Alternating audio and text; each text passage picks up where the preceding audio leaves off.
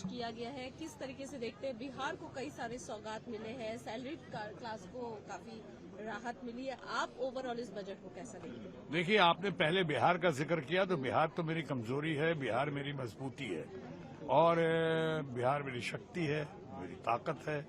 तो आपने बिहार के बारे में कहा, या कोई बातें हुई हैं जो लुभावना लगी, जो अच्छी लगी, बढ़िया लगा, वो अच्छा लगा मुझे कि जाहिर एक साथ साथ ये भी महसूस होता है कि चुनाव की घड़ी है, तो कहीं वही सोचकर तो चुनावी बजट पेश नहीं किया गया, और खासकर बिहार को फोरफ्रंट में लेके।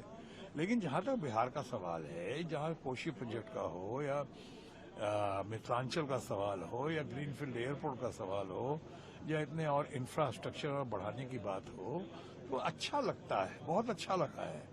लेकिन क्या इतना ही काफी है?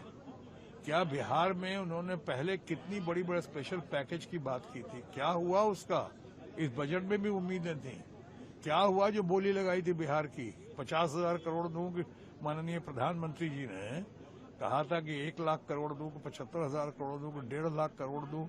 क्या हो गया उसका? उसके बदले उसकी तुलना में, स्पेशल पैकेज इन बातों की तुलना में, ये बजट का ये जो लोक लुभावना बजट बिहार को देख के पेश किया गया है, वो मुझे लॉलीपॉप समान दिखता है उसकी तुलना।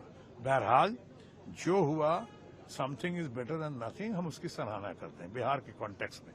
अब रही बात सैलरीड क्लास को, अच्छा है, जानते सैलरीड क्लास को वोट ये देने का मतलब है कि आप वोटर्स पर नजर रख रहे हैं, इसलिए मैंने कहा चुनावी बजट है। ये तो बहुत पहले से हमारी मांग थी, एक्सपेक्टेशन थी कि सैलरीड क्लास को बढ़ना चाहिए। वहां पे वो 5 लाख और 7 लाख और 10 लाख हम लोग तो कह ही रहे थे, 15 लाख कम से कम होना चाहिए, चलो 12 लाख हुआ। हम उसकी प्रशंसा करते हैं सीतारामन जी की भी और प्राइम मिनिस्टर ऑफिस की, पीएमओ की, जिसने ये बजट बनाया है, prime minister honourable prime minister Narendra Modi के गाइडेंस में, हम उसकी तारीफ करते हैं। लेकिन बिहार के मामले में आप कहें तो थोड़ा डिटेल्स देना, बहुत जगह नहीं डिटेल्स दिया गया, वहां डिटेल्स नहीं दिया गया।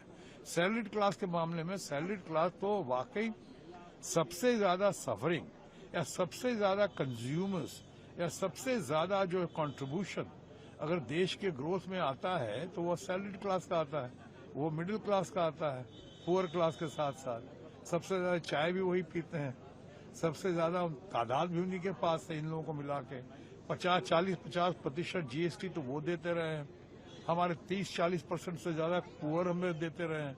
जो धन्ना सेठ हैं, बड़े बड़े लोग हैं, वो तो हार्डली 3 या 4% देते रहे हैं। तो उनके लिए जो किया गया वो बहुत अच्छा किया गया, हम बहुत इससे सराहना करते हैं कि आपने सैलरीड क्लास को दिया।